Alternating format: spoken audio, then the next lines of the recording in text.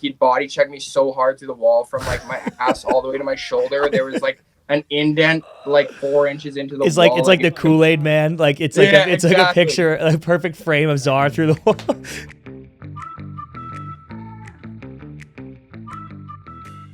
Ice is ready, babies, and we are back with another episode of the Empty Netters podcast. You got your boy Dan Powers, DP, over here. I'm joined by my brother CP, as always. As always. Flames fans, we've got a good one for you, and hockey fans, we've got a good one for you. Look at that. It's a double whammy. Finally, Connor Zary of the Calgary Flames, rookie sensation last year, going to be a stud this year, joins the podcast. We've been chasing him. It's like derelict, the Zoolander. Unbelievable. We got to, he's Zoolander. Every time we want him, we couldn't have him. Now we can't have him, and now we want him, and we got him. And you're retired, and now I can't have you anymore. He's unbelievable. Such a funny guy. He claims to not be a locker room clown, but he is. He certainly is. Connor Zary is such a stud in this league. He's such a good dude. Can't wait for you guys to enjoy this interview. We'll kick it to it right now. Have a blast. We are joined today by a Saskatoon native, a WHL first-team All-Star, a World Junior silver medalist, the former captain of the Kamloops Blazers, the 24th overall pick of the Calgary Flames in the 2020 draft, and a man so crazy that he sometimes makes his bed after dinner. Connor Zary, welcome to the Empty Netters podcast. Thanks for having me, boys. Appreciate that. Come on, buddy. Let's go. Do you just like seeing the nice bed? Like you like to, when you go to bed, you just want to see it? I'm going to jump in. And that's obviously the answer, but Zary, I'm here to say, just fucking make it when you wake up, dude. Like, what are we doing? No, I always get that. It's like like the old saying, like that's your first win of the day. But yeah. Like when you're rolling out of bed and you listen to 15 alarms and you don't want to leave your bed, it's kind of one of those things where you just roll out and get dressed. So yeah. For me, it's like come home, like especially after practice, like mid-afternoon, just make the bed just so like when I crawl in it in like an hour to take a nap, it'll be made. Do you make it when you wake up from the nap, or is that you don't get that win either? Depends. No, naps don't usually get too crazy, but like I'm wrestling myself during the middle of the night, so the bed's pretty messed up. Now, hold on. You mentioned those alarms. Are you a snooze guy, or are you you have like 15 separate alarms guy? No, I'm both. I got. Come on, dude. We got to pull it together here. Like it's psychotic. I don't know how clear you guys can see me. I don't know if I can pull this up, but like it's bad. Like yeah, do it. I'm gonna hate what this looks like. I already know what he's about to show us. This is bad. Like say like in the summer, like say I never really wake up before 6, but like I have an alarm for every. Oh my god, dude! Look at how many AMs there are there. Every single one. So like when I'm like in season, it'll be like 7:30. And then I'll give myself like 10 minutes, and then the next one will be 7:40. Then every one on from there every 5 minutes. Yep. I don't get you people. I'm the same way. I'm guilty too. I'm the same way. Dude, like, don't you want to just sleep? Like, I understand the feeling of going back to bed, but just like you're costing yourself like an hour and a half of sleep. Just sleep till the alarm. I think it's like too much anxiety of like missing one, and if I miss one, I might miss two, and if I got 15, I'm not gonna miss 15. Yeah.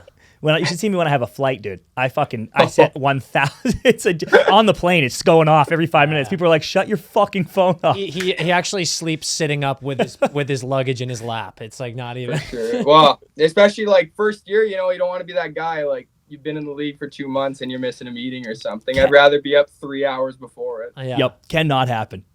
On time is late, dude. Exactly. Dude, before we jump into your career, I got to know because, got a new season incoming. There's something that's available to you. Are we switching to 18 this season or what? Or keeping 47? No, honestly, I was talking to Depot, the equipment guy in Calgary, and I thought about it a bit. Like, people tell me, like, either way, but, like, I was honestly just, like, I'm kind of, like, I'm not, like, a superstitious guy, but I'm also, like, okay, I had a good season. Like, I don't really want to mess with anything or get too comfortable. So I'm going to stick with 47, even though it doesn't really mean much. Or like, it was kind of just given to me as a camp number. But honestly, like, just try and make it my own. And instead of switching things up, instead of going back to my old number. I love that. Okay. I was going to say, like, do you have plans to? But I think stick with it, dude. Like, because here's the thing. When you light the world on fire this season with 47, you can't change after that. So exactly. You got to just, we're leaning in. Yep. I'm into it. I think I'm into it. It's not like it's like, I don't know. When I look at it, it's like it's kind of a bad number, but I'm also like, it's mine now, so I might as well just keep wearing it. Yeah, fuck yeah. I also think it looks cool on the Flames jersey. Like, Does look good. I don't know. It just looks sick with all the angles and the, The white. double And I'm like, digits. yeah, I'm like, all right. I think it's like, plus like you got, I don't know, you got 100. I got like 50 buddies that bought a jersey, and it's like, I don't want to screw them, right? Man of the people. Man True. of the It'd people. be coming out of my bank account. Exactly, because if you switch, you then gotta buy them all new sweaters, and that's a fucking nightmare. Exactly. So, yeah. No, this is a no-brainer. I love it. Well, listen, we were talking about, you getting into the league here. We got a year under your belt, but I want to go back to the draft for a second because you're now the second guy we've had on the pod who was involved in that 2020 draft. Got tons of stories of, your work ethic, the awesome time spent in the basement, out on the homemade backdoor rink with your dad and all that. But what was it like hunkering down? Good news is you didn't have to possibly miss an alarm to get to the draft. Fair. That's true. But after all these years of work, you finally get to this day where you're going to get drafted. Looks like you're projected first round and you're watching at home. What was that vibe like? Yeah, it was pretty nuts. I guess like just the whole thing of everyone going through that. You're right about the alarms though. I remember like my schedule was like especially when it first happened, like you weren't skating or anything until like a few months after here, until everything like started to settle down. People weren't freaking out so much, and everyone's just like, but like I remember those first few weeks are like, okay, this is actually gonna be nice. Like we're just gonna hunker down. Like I remember like it'd be like wake up at 11 a.m., go work out for an hour and a half in the basement, and then just do like absolutely nothing and be like, oh, it's only gonna be 2 weeks. Like everyone has to do it, so like it's not like I'm gonna fall behind. Then it's like you're working out, and that's like play video games, have supper, and then it's like you jump back on, you're playing video games, it's like 2 a.m. and it's like, okay, well that's what like I have nothing in the morning, I'm just gonna sleep till 10 a.m. again. And then you get to like 10 days into that, you're like, okay, it doesn't look like this is ending, I should probably like dial it in now. But then it was like ended up being like whatever 6 months, and you have some whack schedule. But the overall draft, like when you get to that point, it's like, first of all, it's like, oh, the combine got canceled. I'm not gonna cry over that. Yeah. But You'll have to do the fucking O2 test on the Like, bike. I was like, oh, that's awesome. But other than that, it was like really weird. Like I think just like you gear up. I think we already had like people like making plans, like family, friends, and stuff to go to Montreal, and like people who like we have family out in Toronto and stuff, and like people were booking off work and stuff in like January to make sure they could go for it. And and then that the COVID comes around, and you just like chilling at home, like I said. And especially the actual day came along, I think restrictions here like eased up quite a bit when that finally came around, so that made things a little easier. We had some people over. My agent kind of did it up nice, brought some food in, some appetizers, some drinks, and stuff like that. And then pretty much just had 5-6 buddies come over. I think it was like you could have 15 people in your house. I don't know how many we actually had. I was gonna say it looked like a pretty big bubble, dude. Connor, pretty big bubble. 15. Yeah, hey, we only had 15, but no, I'm just kidding. But no, it was good. Like we had like 15-20 people over, and it's crazy. Like you think it's just gonna it's on TV, like it's just gonna go like this, but like I swear, like you're supposed to like had your camera on and be like sitting in that like wherever your camera set up, say living room where it was for us, from like it's like you're supposed to turn your camera on like 5:30, and I was like getting juiced up at like 4:30, and I think I ended up getting drafted like 8:30. I sat there for like 3.5 hours, and I was like, okay, it's gonna go quick, like it's just on TV. And I was like, okay, this is like the longest time in my life. And I kind of had like a hint, like, well, you kind of know you're gonna go. Like I was like maybe somewhere after 15, 16, I can start locking in like, hey, down, and like I might go anytime like from the next 10 picks here. So let's see what happens. And I knew Calgary was pretty interested, and they were at 19, and then they ended up trading once, I think, with New York, and New York selected my good buddy who I train with is Braden Schneider, and then they were like, I think they were like 21, and they traded another down like 2 more picks for a draft pick. And I was like, and then it finally got to like 22, and I didn't go, and then 23, and then I was like, then 24 in Calgary, and I was like, yeah, this has got to be me. And I was just like, one of those things, it was like having a wide open net with the puck, like you're going to score, but you're not going to celebrate yet. Yeah. So like I was like, they have to pick me. Like I was 99.9% sure, and I think that's kind of like why I was sitting there. You can see in the video, like I kind of fist pumped it because I was like literally like it was like a tap in goal. I just couldn't celebrate yet. Yeah, I love that. And I mean, you just said it. Lanny McDonald walks up there, mustache looking pristine. Yeah, they call your name.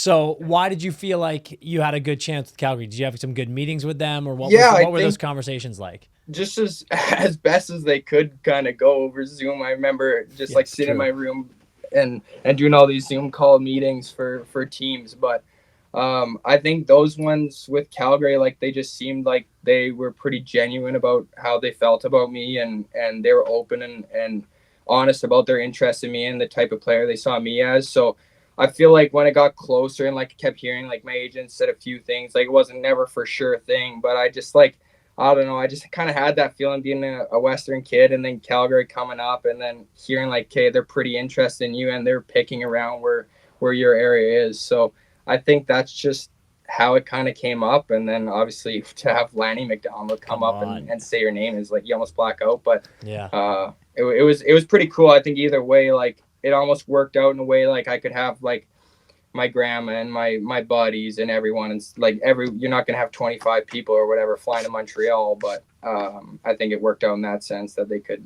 come watch the draft and celebrate that moment with me. Yeah, no doubt about it. Getting drafted is such an interesting element because you're a hockey player your whole life. You grew up a Toronto Maple Leafs fan because of your dad. But you're a Western Canada kid. You play in the WHL. Then you have these good meetings and conversations with a Western Canadian NHL team. And then sure enough, you get drafted by them. What's it like, and how did it feel to sort of have this team that you've rooted for your whole life in the Maple Leafs? All of a sudden, it looks like you're going to get drafted. Then you start hearing that this team wants you, and then bang, you end up there.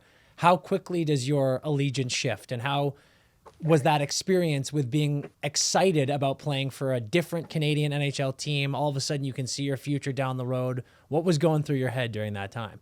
Yeah, it's pretty crazy. I think like I was a Leaf fan growing up, and then like it kind of always switched. Like, okay, who's like going to be the best Canadian team this year? Like it was always for me like between like Calgary, Edmonton, Toronto, and those like I was like, okay, well, like who's going to be the best team? And then obviously you got Crosby. All of a sudden you're a Pittsburgh fan, but like it was pretty crazy. I think like the Toronto more comes from like Wendell Clark. Like my dad was a big Wendell Clark, like Dougie Gilmore kind of fan, and we have a Wendell Clark jersey hanging in the basement still, and I think that's kind of where that came from. And then just that the whole Leafs thing and Sundin and those guys, and then it just became like I'm cheering for every team. But then when it started to come like, okay, you're coming closer and closer to the draft, like when you get to that draft, you're like, whatever, like I care less, whatever team picks me, whatever, I just want to get drafted into the NHL. And then it's like, okay, you're gonna most likely be a first rounder, and then it's like, okay, now it's getting real. I still don't care what team. And then it kind of gets in like the draft order where the teams finish and whatnot comes on. It's like, okay, you start to look in your area again, like between say I'm rated on average a 18th overall or 22nd overall, what teams are in those picks from 16 to 25, and it's like, okay, you narrow it down. It's like, oh, there's Calgary's right there. Like I wonder if they have any like we see a Western Canadian kid, like I feel like that could be good. And then you have those talks, and it goes a long way, and they feel pretty genuine about you and the type of person and player you are. And then as it got closer, I think like I said before, it just became like, hey, I think Calgary's it. And honestly, it was the point where it's like, I think like I was already like connecting myself to Calgary. Like I think Calgary's going to pick me. Like I'm excited. Like I know I'm going to be a Flame this like 2 days before. And like, I was like 90% sure. I was like, okay, maybe another team will pick ahead of them, but like they were at 19, and I think, or somewhere around there, I was like, I think that's could be it. And that's where I kind of like locked myself in at. So I was like, I'm not going to get past Calgary if anything. So I think it worked out perfectly. And obviously being from Saskatoon, that's between them and Edmonton, practically the same distance as closest team to us. So it was a pretty cool situation overall. Hell yeah, man. Thank God they picked him. That would have been a disaster. All the meetings, he's like, I've always hated the Leafs. They're fucking terrible. But dude, it's cool. That's a unique story because most guys we talk to, for better or worse, as in higher or lower, feel like they always have a story like, oh, I thought I was going to go 19 and then I fell, or I thought I was going to go 19, I went earlier. It's cool to be like, I was really hoping for Calgary in the late teens, early 20s, and then you bang, Calgary early 20s. Sure. Yeah, that's pretty sick. I think it just like worked. I know a funny story, like my buddy Adam Beckman, he was with Minnesota last year. He just got traded to New Jersey, but he's sitting in the living room and they'd send you this big box of hats for the draft. So when they're supposed to put your hat on, you take the Calgary hat, put it on.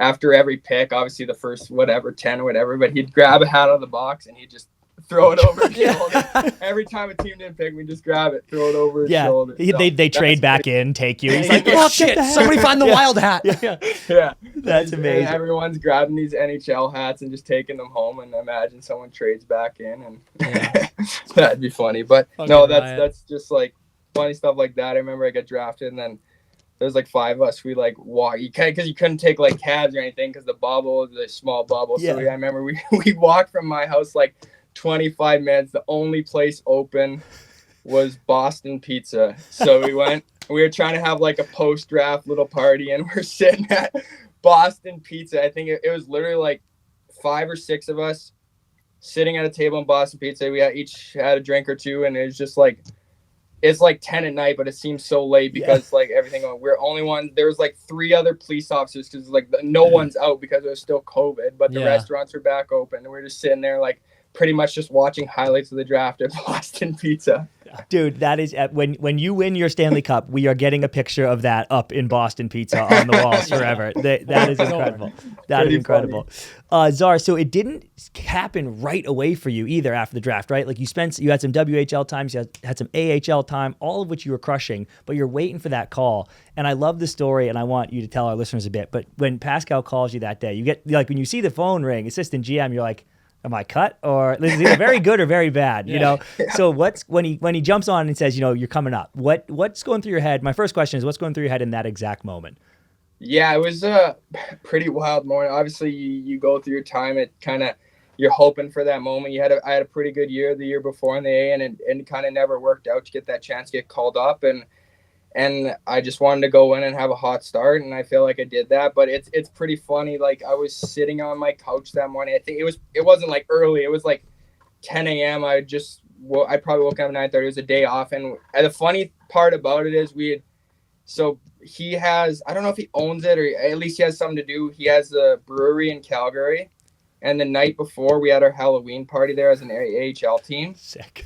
And he had called me the next morning, and I was like, what happened last night? I was like, I didn't do anything that crazy last night. Like we just had a Halloween party. Like it didn't get out of hand or anything, but like, this is kind of weird. Why is he calling me? Like I didn't even really think about it. And then he's like, Zara, like, I'm so excited you're going to go up tomorrow or whatever. And I was like, what? And I was like, I was pretty stunned. Like I was like so excited. Like I couldn't really believe it. And I was like, I think I just said like, thank you. Like, this is amazing. And I was pretty just like blacked out stunned. And I remember I called my mom and dad, and I was like, they couldn't believe it either. I think they were both at work.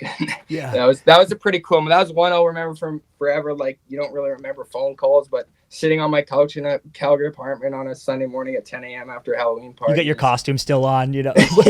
yeah, seriously. Half of it on. Yeah. No, I remember I was just like sitting there. I was like, why is he calling? I didn't even clue into it. Like obviously, like you'd usually like we were like 5-6 games of the season. Like there's really not much of a reason for the assistant GM to be calling you besides that. But it worked out, and I just pretty special moment. Yep. So then now we're game day, dude. Like were you freaking? What were you eating? And then you get your no bucket warm up like that. Talk about coolest feelings ever. Like that must have been insane. Yeah. For sure. That day was like. It actually worked out nice because like the day before I got to go in and it wasn't just like, hey, you're called up, we're playing tomorrow. Yeah. I got to go in. I was probably more nervous to go for practice, to be honest. Just get out there, just get touches. It was a day before games. So it was a nice light practice, just like a touches day. So that was pretty huge for me. And then I actually got a good sleep that night, but the next day was like, I like to go home and nap, but I was just like, I went to the rink and I got home. I ate my pregame, and then I just like kind of laid there and I fell asleep. I remember for like 15 minutes, and I woke up and I was just like, my heart rate was already at 120, and I was like, like usually I'd lay in bed till like 3:30, and I think by like 1:25 I was awake just staring at the ceiling. Listening to 15 alarms will God knows how many he set that day, dude. Holy shit! Did not need an alarm that day. No, but that was like just like going there. Like the whole thing was just like, I feel like obviously there was nervous energy, but I was just like my heart rate was just like at 120 the whole time, 150. Like I just got in there. Like I honestly could have just sat there and sipped a water for 2 hours and I would have had the same amount of energy. Like I tried. I went in there, like I did my warm up. I know, like I talked to other guys before. It's like there's so much adrenaline, but like when you actually do it, it's like you don't like feel anything. Like there's not a different time where it's like I could have stayed out on the ice for 3 minutes and I wouldn't have got tired. Like I was just like, you're so hyped up, and it's like that first shift. It was just like, okay, get the puck and don't do something stupid. And then like I started to feel more comfortable and make some plays. And I think like third shift, like I got pretty lucky. Like puck went up to the point, and all of a sudden I was skating backwards from the blue line towards the net, and the puck comes in, gets behind Ottinger, and hits me in the stomach. And I just blacked out. First shot, dude. Dude, were you like in first shot? When did it hit? Like, did it take after the game? Was it first intermission? Like, when were you like, holy fuck, dude, I just scored on my first shot ever? Be honest, Zara, in that moment were you like, I'm gonna score 100 fucking goals this year? No, I think it took me like a couple shifts. Like I was still like, I had so much adrenaline and I scored, and then I was like 10 times more. It was like, I don't even know. It was like I took every single drug on the in the world. Like it was crazy. Like your brain just like doesn't even like, you know what's going on, but it's like you don't feel anything. It's just like you're going. So that's how much adrenaline I had. And I was just like going, and like then I come off of the first intermission. Like I had a couple shots. Like I felt good. I was starting to make plays. Like I had a goal, right? Like in my first game, I was pretty excited. And then I think it finally hit me. Like I come off the ice, like I'm doing an interview right away, and Ryan Lefty was sitting there with my first goal puck, and I'm doing an interview, and I'm like, yeah, that's pretty crazy. Don't think it actually really hit me till like after the game, but like just like I was able to make a couple plays, and I was like, I started to feel confident. I was like, hey, I can do this, and I can succeed at it. Yeah, dude. Fantastic. Now, listen, I know we really just met each other, but I need you to be honest with me in this moment. How fucking pissed were you didn't score on that filthy fucking rush? I get that too often. I've seen the clip of it. I don't know which one of one of my buddies, we were like watching it the other day, or like maybe like a few weeks ago, and I was like that would have bro, it would have been the best goal of my career, and I probably would have never been topped, right? Yeah, correct. You know so what? honestly, thank God this he did is good. Yeah, it's a good thing, dude. Gives you something to strive That would for. have been peaking too early. That is so funny, dude. No, I remember that, and I remember like I probably beat myself up for like the whole game and the whole time after that, and that's like all I could think about is like I was like so excited to play my first game, score my first goal, and like for the whole night I was like, I actually had so much room, and I was like, I just put it into him. Like, how did I not score that? And that's all I thought about all night, and I just played my first game. It's like a horrible night. Everyone's trying to celebrate. It's amazing that moment ruined the fact that he tucked in his first NHL game. First shot. Fucking blew it, dude. Oh my God. Yeah. Oh, it's unbelievable. That one would have been nice, but you can't have them all. So man, what's I think super interesting is you obviously get that call, you get the call up, first game goes great. A lot of guys, when they, break in, it's a lot of battling on the fourth line, third line, stuff like that. You kind of immediately get tossed right on a line with Naz. So you're playing with Kadri immediately. And this guy, has had a unbelievable seasons under his belt. He's a cup winner. You get tossed on with him, and he actually got off to a slow start there. And I think it was like 2 points in 9 games, and then all of a sudden you're playing with him. He has like 19 in his next 20 or something like that. So clearly you guys had some quick chemistry. You were buzzing around there together, and you yourself had an unbelievable run and first stretch there of games. What do you think it was about the way you two play together, and then him, especially as a veteran, as a great center, that really just clicked and allowed you two to find your game together?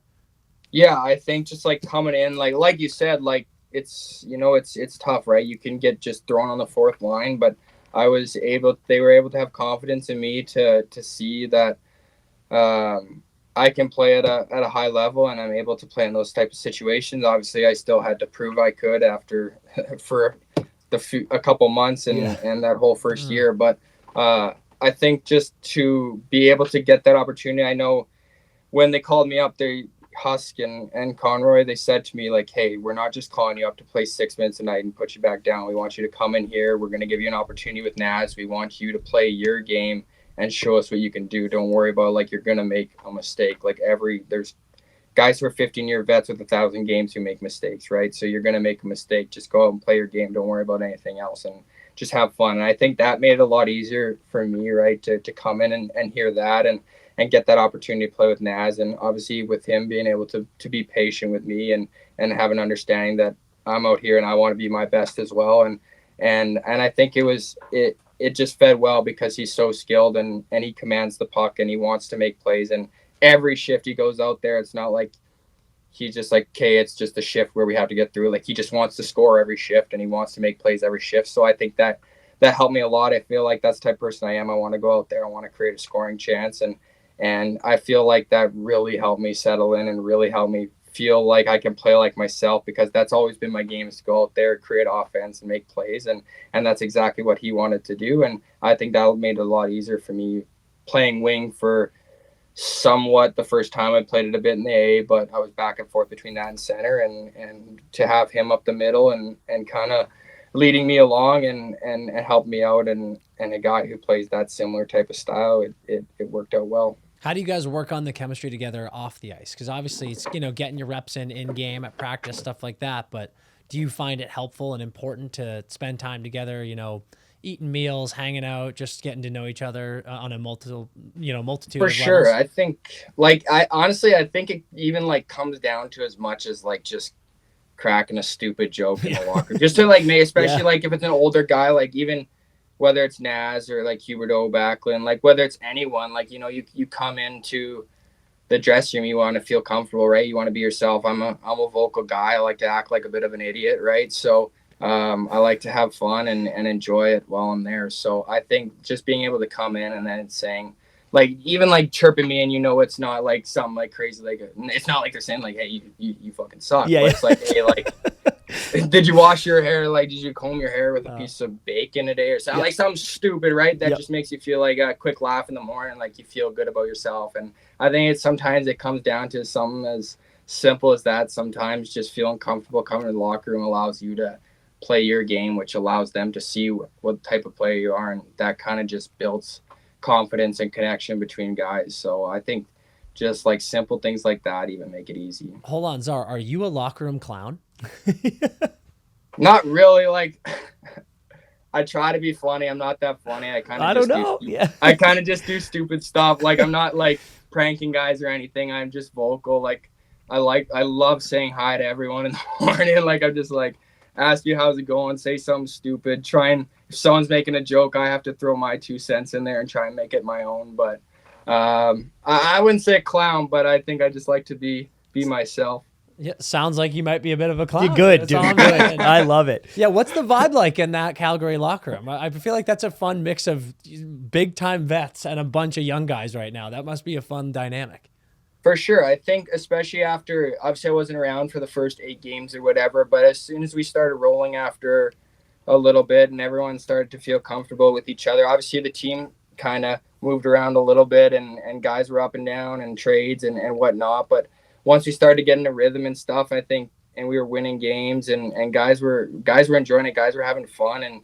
And you come into that locker room and at first, like maybe that first week you think, oh, these guys like chirping each other, and then you realize their personalities and it's like, hey, this is awesome. These guys are like making fun of each other, but in a fun way. So I think that was like, once you start to get to know guys and have fun with it, it makes it a lot better. And obviously when you win games, it makes it easier. And I think we had chances and we had times when we were winning games, and obviously that makes it more fun. But I think we actually had a pretty tight group and we had a lot of fun. I think we want to keep building on that and winning games, because that makes it a lot easier of an environment to be in. But I think overall, like, it made it real easy on me to have that kind of, we had the young guys, we had the guys in the middle, we had the old guys, and everyone was pretty personable and easy to get along with, that it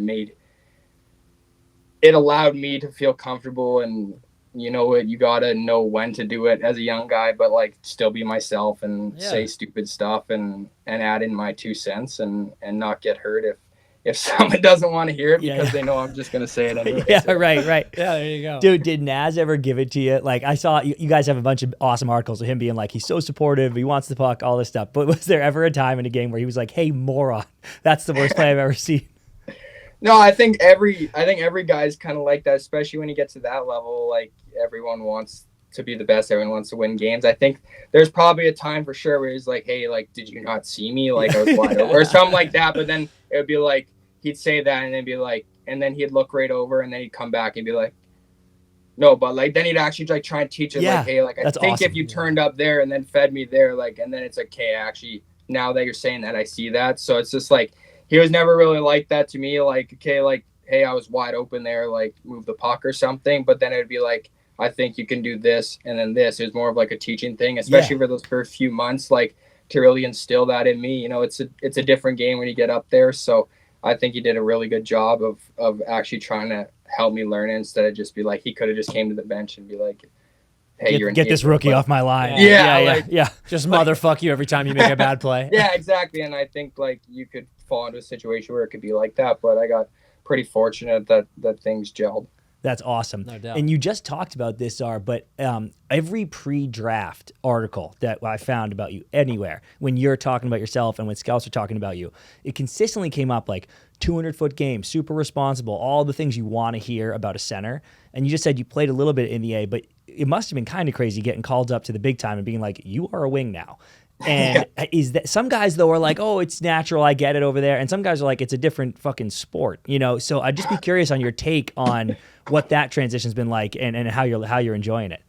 Yeah, no, actually, I loved it, like coming up playing wing, especially if you're gonna get an opportunity to play with a guy like Naz and play on his line, you'll play wherever you need to play, right? So I think it kind of worked out where it's like in your head, it's like, okay, do whatever you can, and that's in our system to play as best you can defensively, and then you have free range to do what you can offensively and play your game. And if that's where you can spend 70% of your time is in the offensive zone or past the red line attacking, it's going to make life a lot easier. So I think trying to focus more time on playing down there, and that makes it a lot easier to not even have to really play wings. So I think that's kind of the mindset going in was with that. And then I think just kind of, like I said, building off your system, playing within your system. Like if you have that dialed in and just like keep beating it into yourself and instilling that, it makes it a lot easier just to not even have to think about it, because you're so instilled with that system that you can just play wing and go play your game in offensive zone. Dude, I love it because, you know, of course, as a wing, you still got a job to do in the D zone, but I love talking to centers that switch and they're like, wait, dude, this was an option the whole time. This is fucking awesome, dude. Yeah, I know. I played a couple games at center at the end of like last 10 games. I think I played center. I was like, this is completely different from what I just played the last 50 games. But honestly, like it's so, I feel like it's a lot harder to go from wing to center than center to wing. So I feel like when you know that position, it's like a little more natural to come back to it. Yep. No, agree. And you're in good shape. I think the lack of pressure of snapping them back in the D zone, getting that out of my life was a huge shift moving to it. Yeah, you know, you're exactly right with that. I think that's such a big part, right? Like Naz was really good at it, and you see guys around the league, like if you're starting with the puck 60% of the time, it's going to make life a lot easier. So I think that's one of the things that gets overlooked a lot, even from like a fan standpoint, but like it's so huge and so critical, like to just win a draw, even like tie up a draw where the puck sits behind you is so big and you don't even think about it. Totally agree. All right, my babes, let's talk about Cash App really quick. We've been talking about this for a few weeks now because it is without a doubt the best app on the market when it comes to sending and receiving any money, whether it be splitting up a tab, if you went halvesies on some food, maybe some fun appliances with your roommate or something like that. Who knows? Doesn't matter. Cash App is the best in the game at making sure that your finances are transferred safely, quickly, and soundly. And the best thing is, when you have money in your Cash App account, you are saving money. You are creating wealth when you do that. No other app in this space does that for you. So Cash App is taking care of all your needs while also making you more money and more financially responsible. This is the best crossover in the game when it comes to stuff like this. So get off all those crummy other apps and download Cash App today, because Cash App is taking care of you while you take care of your finances. Quick break from the pod to tell you guys about the sickest card game on the market right now. Almost Friday is the best feeling out there. It's the feeling we have all the time, and now you can have it with every pregame you got going. Go get this thing in stores right now. It's cards, it's a die, and it's got everything. Like, we get to play. There's horse races, there's trivia, there's most likely challenges, rapid fire stuff. It is fun in a box every time we're getting going. If you feel like your pregame is missing something extra special, then I need you to go out and purchase the Almost Friday card game right now and host the greatest parties in your friend group by far. Dude, you had a pretty crazy rookie year with ups and downs, which is something I'm really curious to hear your take on, because obviously you come in and you have a, no pun intended, flaming hot start. You get 22 points in your first 33 games. And I don't even know if you're aware of this stat, but in the last 30 years of the Flames, you're only the third rookie to have at least 20 points in your first 31 games, joining Iginla and Johnny Hockey, which is pretty fucking decent. Not bad, dude. Not bad. Decent company, my man. And, you're buzzing, and then obviously you pick up that injury. And the injury knocks you out for a few weeks, and then, you get the healthy scratch that complicates things. How do you deal with as a rookie, man? I mean, like, you come in, like you said, those nerves you had in the first game, then you get that first goal, and then you kind of find your confidence, you find your comfortable spot in the lineup, and then these things happen. How do you just stay focused, keep your head down, and battle through it, and also stay positive about the team and about yourself? Yeah, for sure. I think that's probably the hardest thing to deal with, right? Like, I was feeling so good. Like, I felt like I was playing, like, obviously pretty well, and then all of a sudden you get injured, you miss a few weeks, you miss time. It's like you get right out of that rhythm, and then you stay in pause, you feel good, you're like, okay, I'm just gonna come back and I'm gonna go right back at it, and then you come back, you're like, okay, I'm not quite there yet, and it's like, okay, now I'm a step behind, now I got to catch up, and then I got to a point, it's like, okay, I played a bit of catch up for 8 games or whatever, and I'm not playing like myself, okay, and then it's like, okay, you get healthy scratch, and you're like, oh shit. That almost, like, to me was like, hey, now it's time to wake up. Like, you know what you can do. Like, you did it for 45 games or 40 games or whatever. Like, you know how to play, you know how to be successful, and what makes me successful. And so I think for me, that was a bit of a wake up call, I think, just to get scratched and then just come back out and be myself again. And in all honesty, it gives you another few days to kind of reset and make sure your body's feeling good again, and especially coming off injury. And it allowed me to kind of start and kind of give myself a little mental refresh to play how I play again. For, I think we only had probably 10 or so games left at that point, but to get to that point and really finish off the season strong. Yeah, when you have to get to those moments where you sort of need to recenter and get back to basics, do you honestly find yourself a little bit, refocusing and mentally getting back to that place of, skating on the backyard rink and putting holes in the wall of the basement with a medicine ball? Like, do you just sort of get re-centered and think about how you got here, and now you're sort of doing it all over again? Yeah, for sure. I think it's just little things like that, like little things that add to your confidence and make you feel good about your game. I remember, I think it was after, like, I'd played like 15, 20 games. It was somewhere in there, within my first 30 or games or so.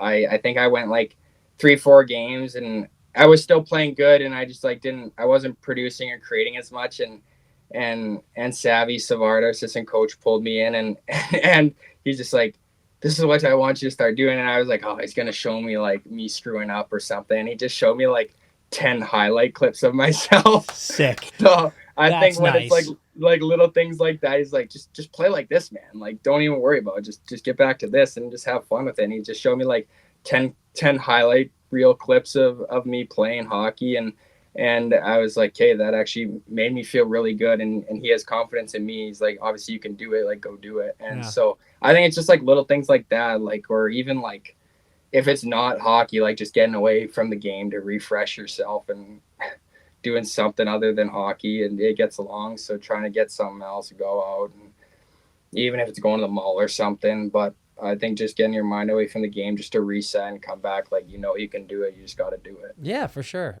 I do have to ask, when you threw up that Muhammad Ali quote on the wall to cover that hole in the basement, did you think that was going to trick your parents for a long time? Did you think they were going to find out the next day? What happened there? And I have a question too. And everybody that I know, most people know the story, everyone that doesn't know it, that's listening to this, please look up what Cons did with the white hockey tape. But while you answer Dan's question, I also want to know: did you just fucking throw the medicine ball into drywall? Like, did you think like was it an exercise? Were you like, oh, I'm doing wall? Yeah, he was doing wall tosses. I'm sure he thought the ball was gonna bounce right back. Honestly, I wasn't thinking. I was like, oh, it's gonna hit a stud or something, and it's like nothing's gonna happen to the drywall. I was like sleeping. I would have been 15 years old. I'm like, okay, it's like the outside walls are concrete, even though it's drywall, whatever. I was like, okay, but this wall, I was just like standing there. I was like, okay, the exercise.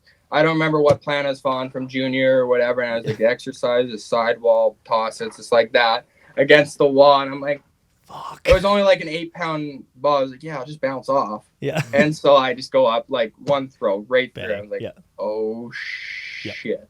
And like we are in our old basement, like my dad's, it's been redone for like 8 years now or so, but in the old basement it was just like a crash zone. Like it was all done up, but like we completely like trashed, like played mini sticks. But Trey had already thrown you through the wall before that, right? In our old basement, like my brother threw me through the wall. Like we knew we were eventually redoing it. He'd body check me so hard through the wall from like my ass all the way to my shoulder. There was like an indent like 4 inches into the wall. It's like the Kool-Aid Man. Like it's like like a picture, a perfect frame of Zar through the wall.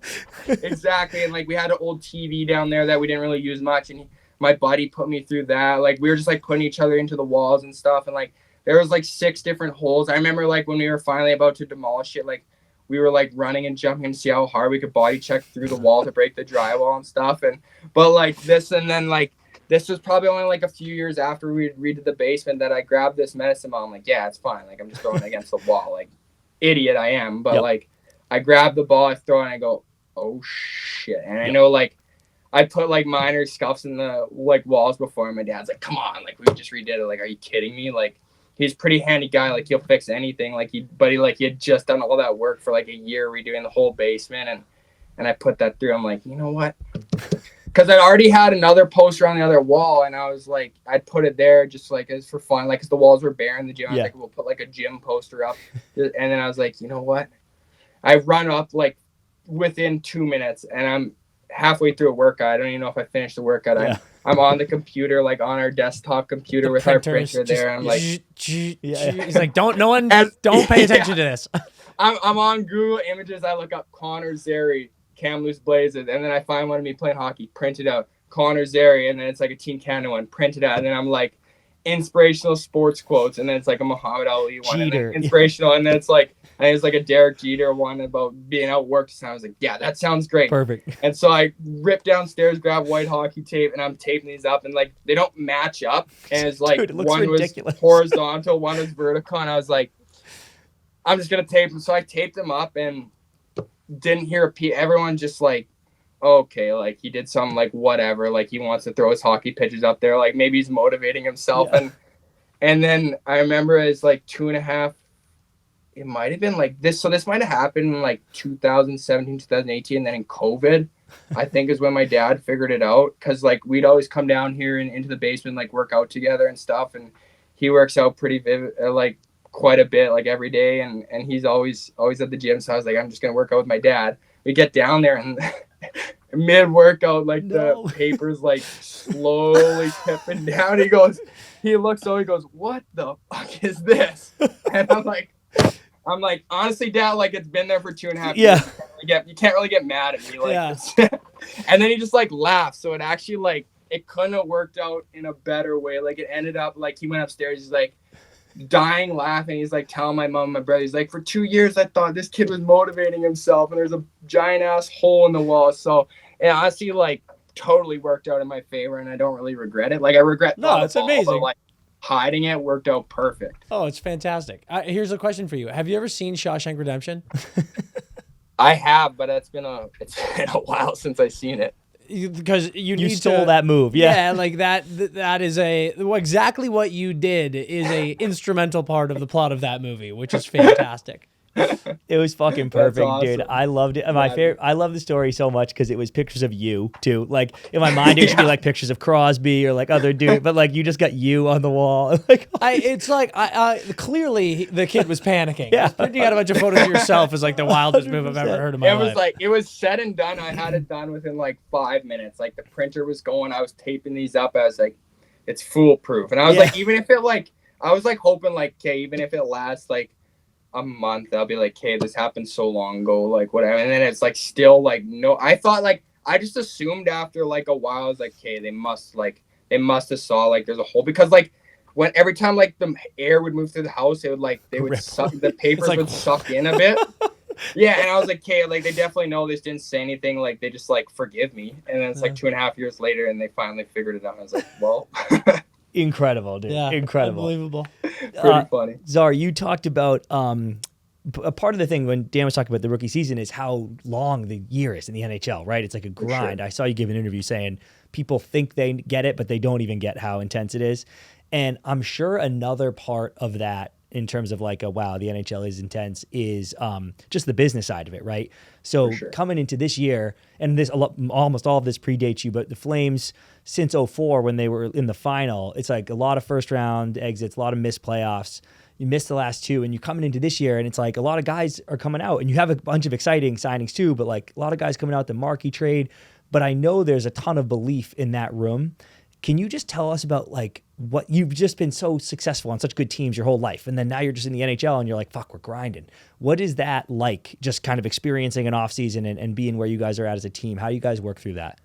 Yeah, for sure. Obviously, like when you get to the NHL, that's completely different. Like you're in junior, whatever. You have really good teams. Maybe you make 1-2 trades. You never see like teams. Obviously, like in junior, like there can be like rebuilding teams or whatever, and they just like all of a sudden they're good in a few years, right? Just off draft picks and stuff. But like in NHL, it's completely different, right? With contracts going up and UFAs and like guys like, hey, I'm gonna get a better opportunity here. I'm gonna go there. Or, like free agency signing. It's just like completely different kind of thing. And obviously, with us missing the playoffs this past year, and I think you make trades and whatever, but I think when you have so many guys in that locker room that are just like competitors, and obviously everyone in the NHL is going to be a competitor, and when you're a high level athlete, like if I go to practice, like I don't want to lose to anyone, like I want to go out there and score, right? And I think everyone on our team is like that and understands that like we can be a good team and we want to push for that. Like there's no sense in saying like, hey, like just because some guy on TS Center said something like we're not going to be good this year, like what does that mean to us? It doesn't mean shit all, right?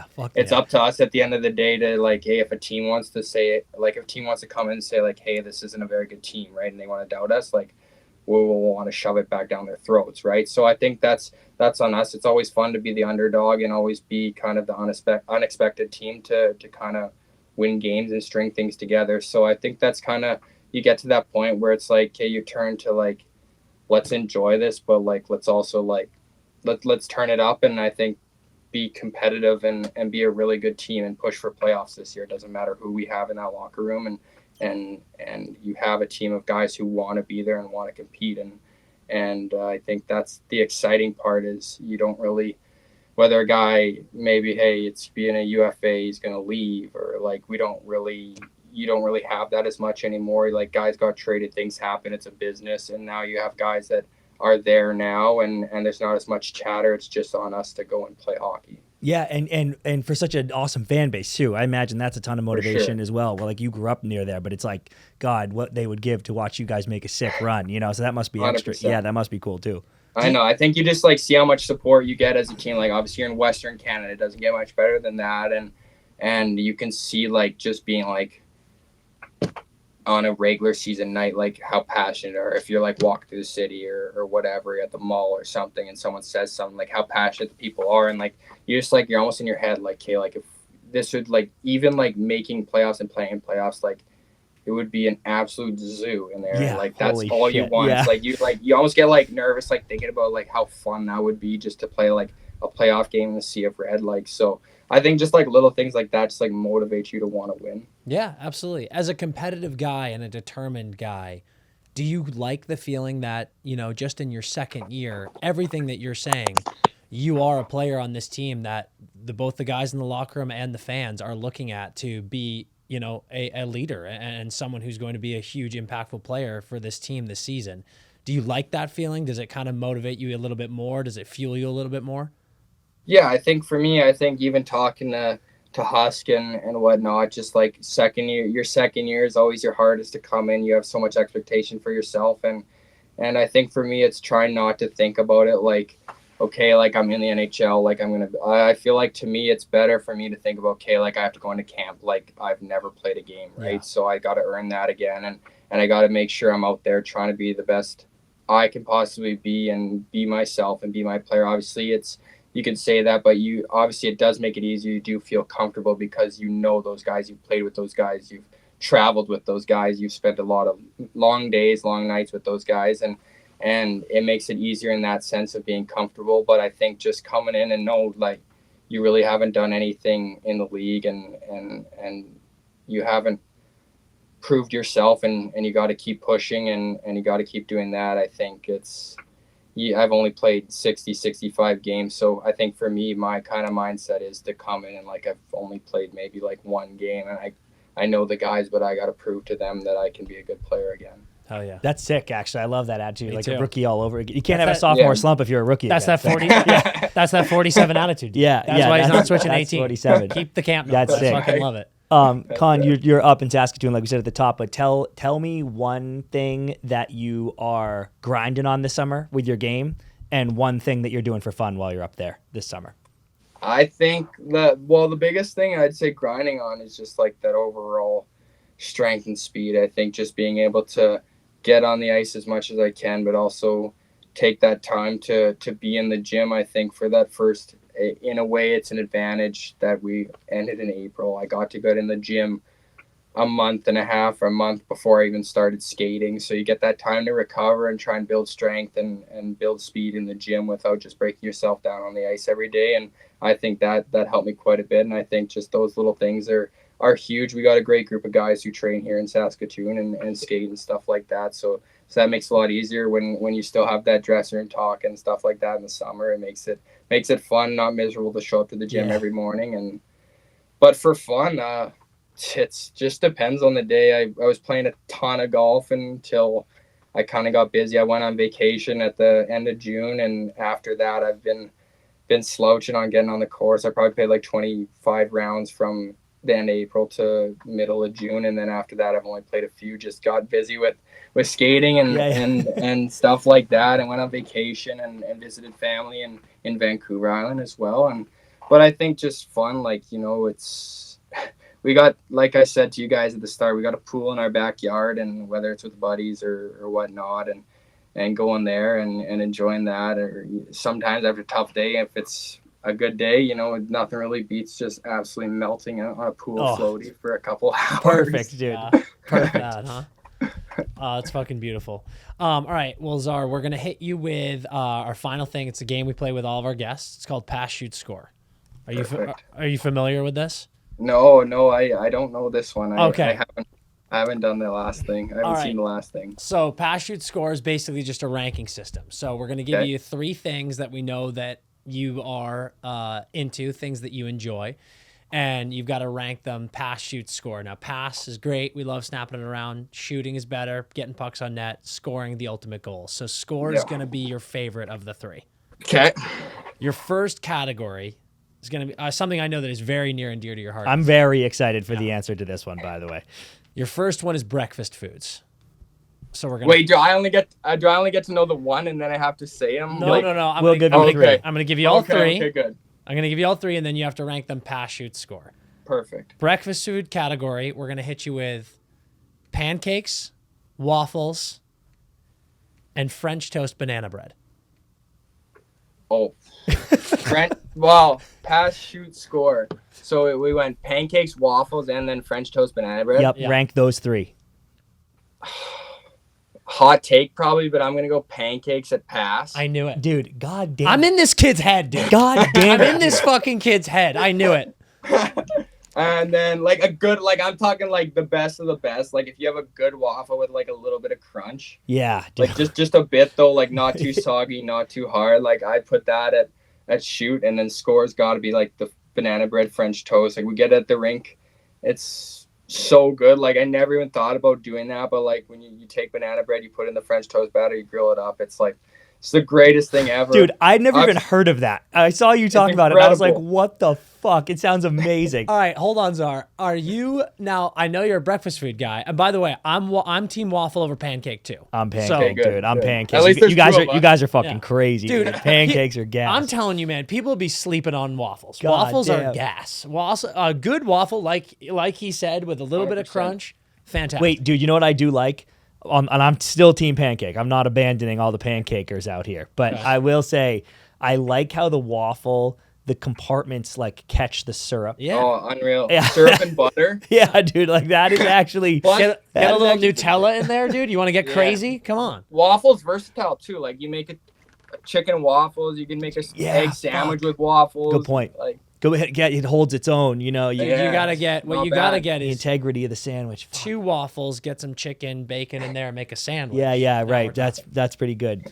But might not walk for a couple hours. Yeah. yeah. Here's my question for you. Are you strictly a sweets breakfast guy, or are you getting in the savory game at all? Like, are you doing eggs and bacon at all, or are you just I'm honestly like I say like that stuff, but like that's like we never really like I'm all like eggs and toast and bacon. Like Oh, you that's are. like my go-to. But like that's like the sweet is like the treat, but like Yeah. the eggs like every morning. Like I could eat eggs. If you give me like a couple over easy eggs on a piece of toast and like whatever on the side, like a bacon, a sausage, like I could eat it every single morning, and I pretty much do. but- Well, I mean, this is clearly why this kid liked sweet and sour pork, because it's a little bit of both. Yeah, right. Yeah, Come sweet and on. sour It's all pork over. Chinese story. Dude, I could have breakfast for every meal every day, and I'd Easy. be, I'd be yeah. completely Like the best fine. thing is like random weekday when it's like you've had a long day and like my mom's like my dad will be at work and my brother's gone and she'll be like, hey, I made breakfast. Yeah, Unbelievable. 7 p.m. Best news you could hear, dude. Dude, Yeah. Jesus Christ. Czar, you're a simple man. I like God, dude, that's fucking amazing. Okay, here's your next category. Okay. I'm calling this category your happy place. Okay. Pass, shoot, score, the old backyard rink, a Blue Jays game, a Chris Stapleton concert. Oh, that's tough. That's gonna be hard. Like I think I gotta put the Blue Jays game at pass, and that's hard to do. Fuck. I like ball, and I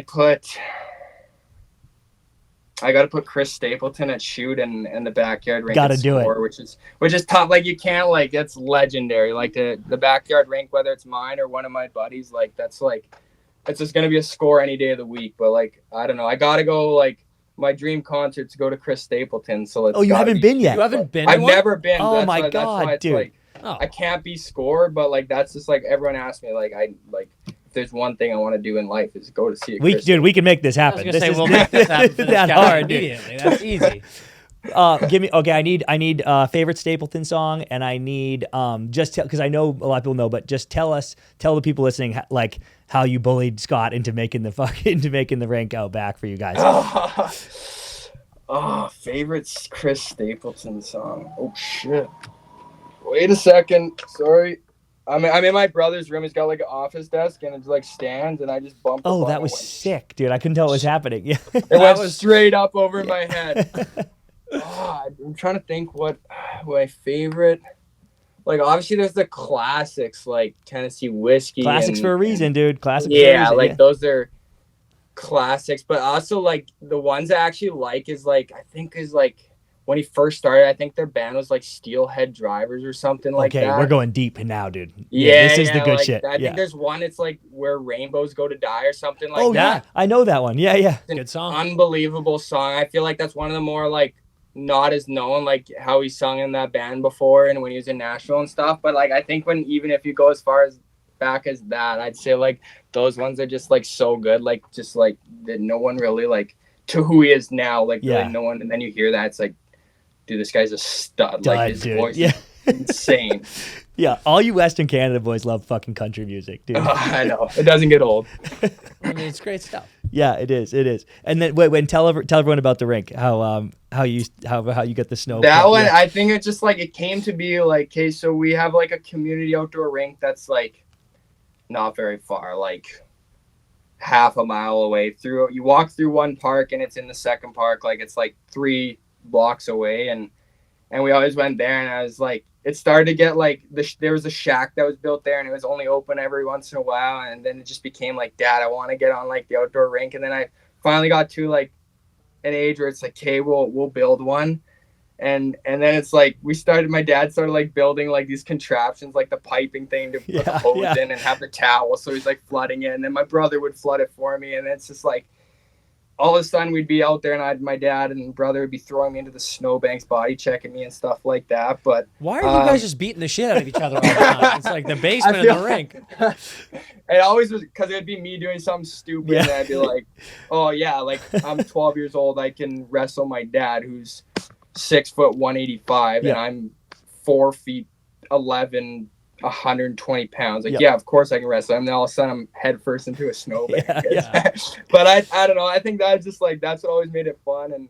And I've had too much like I didn't really have to bully him. He kind of made it easy. Like I was just bagged him a couple times, and finally said, okay, we'll build one. And we ended up building one for probably 5-6 years straight in the backyard until I got from a certain age where I just wasn't home at all. I remember like my favorite thing to do was come home from school, go on the outdoor rink right before I'd go to my actual game, and I'd be like trying to visualize like, hey, I'm gonna go through the legs tonight or something. I'd be like doing it on the outdoor rink, and just like something stupid like that. But it was always fun, and I'm pretty happy that's not you go on there. Like I remember I cut my face open a couple times, lost a couple teeth. It's like on the backyard rink you lost. We're teeth? In the backyard rink. Like I lost there. Like my buddy like cut like my face open on the outdoor rink. I remember we played mini sticks in the basement. Like we went on the outdoor rink, and like we were always like just doing stupid stuff. And then I remember we came in the basement because it got too cold, and then my buddy took a shot with his mini stick. When those like the first time the bigger ones came out that looked like actual sticks. Oh yeah. Oh wow, like this is a long time ago, and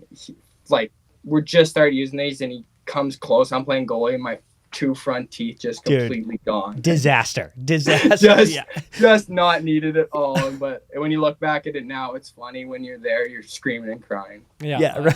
It's a beautiful thing. Yeah, well, absolutely. I mean, Exactly. God, I had plenty of mini stick. Injuries for sure. Too many. Yeah, too many. All right, your next one is prize possessions.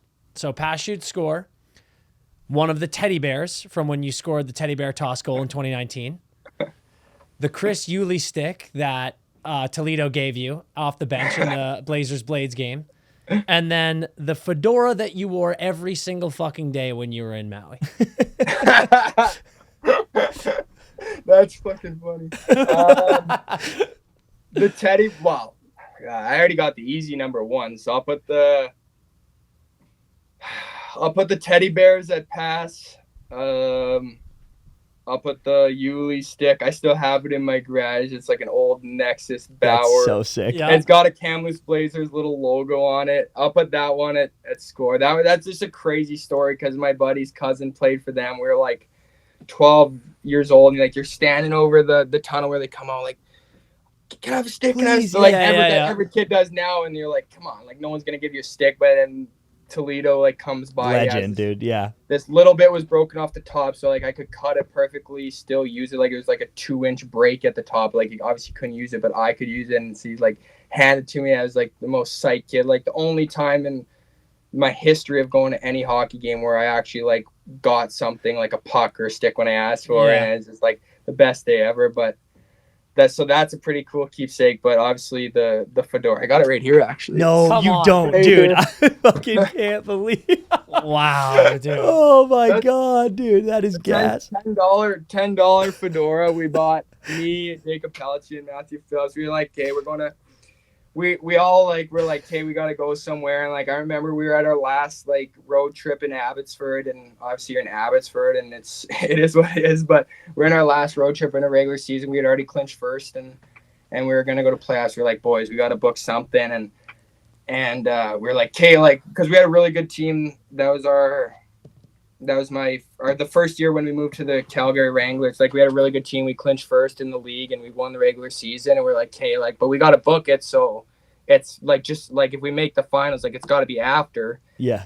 And like crazy thing is, like when we booked it, like if we would have made the final, like we did, like obviously we're dummies. Like we didn't really book it refundable or anything. We booked Airbnb. Like it wasn't refundable within a certain amount of time. And it's like if we would have made the finals, we would have been like in like game 3 and we were supposed to be in Maui. So it worked out good for us, but like we all bought these stupid hats and we wore them every time we went to the beach, every time we went for supper. All 3 of us just wore these fedoras. Like they're literally like, I don't even know where it's from, probably like H&M or like I know Palchi had bought one at like the airport like store, like the Hudson News store.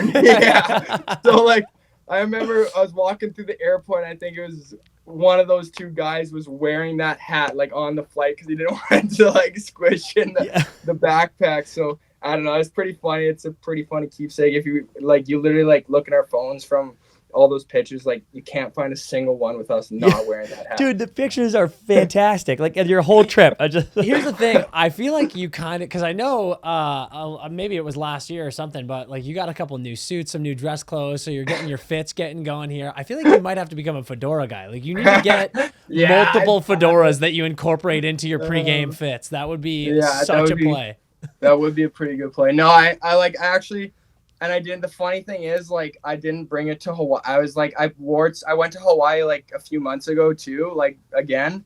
And I was like, I think this hat might be worn. Like I wore it every day. Like I couldn't bring it. Like I was like, I wanted to bring it, and I was like, I think it's had its time. It's had its time. Yeah. And then I got there and like every second stores, those ABC stores out in Hawaii, and I was like, I need to buy another one. Yeah, right. Maybe that's it. You get a new one every trip. Every time we go back to Hawaii, we get to have them all on the wall. Like you write on it. Trinket. 2024 summer fedora. Yeah. Yeah. Just every time I go on a holiday, I'm wearing a fedora, no matter where it is. Fucking incredible. Okay, last ones are. I'm calling this category chilling out. Okay. Yeah. Pass, shoot, score. Going fishing on the boat, playing Madden, or playing cribbage? Oh, I haven't been able to fish much lately, but I also haven't played Madden at all. So I'll put Madden at pass. I'll put fishing at shoot, and I'll put cribbage at score. I love cribbage. It's so fun. Like just you two, dude, it's my favorite card game. I play all the time, bro. You two old ladies, just enjoy cribbage together.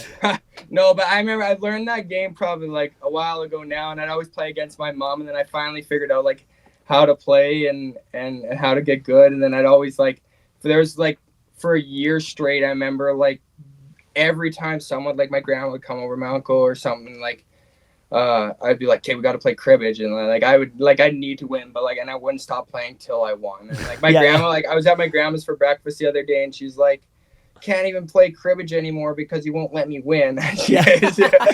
So no, it's always funny like that. I remember same thing at Matthew Phillips when our first year in Stockton, we'd always pull out the cribbage board on the Southwest flight. We'd make sure no one would sit in the middle seat. Yeah. We'd be like leaning over, you get on the Southwest plane, you're like leaning over, like you're both leaning in towards the middle seat. Like, no, you put your backpack on it. Yeah.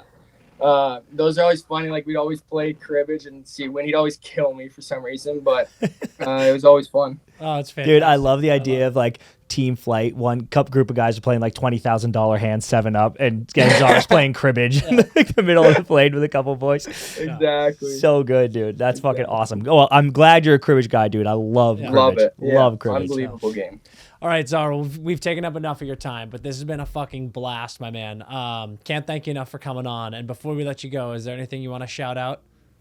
No, I appreciate that. I appreciate you guys for having with me and sticking with me, even though we were going to do this months ago. So, no, I appreciate it. That's awesome. I love your guys' page, and I love your guys' podcast, and it's awesome to be on here. Hell yeah, man. You're the best. We'll have to have you on again soon. That was Connor Zary on the Empty Netters podcast. What a beauty. He's coming back for sure. Oh, he is a legend, and it's like, I love when you meet a dude and right away, I've said this before, I think, but sometimes guys, again, people think we know everybody. Like, we know a lot of dudes, but some dudes we're meeting for the first time, and he jumps on and we're best friends. There's no like, hey, let's be awkward for 20 minutes and then get going. He's just a good, sharp kid. Yep. Gotta love everything about it. Love that he's sticking with 47. Same, dude. Awesome Maybe we just stuff. broke that news, but yeah. Well, it was on the pod. Oh, yeah, it was on the pod. He heard it. Yep. That's it for us today at the Empty Netters podcast. Hope you enjoyed that interview. We will see you next time. And until then, keep those boots tied tight so that you can skate hard.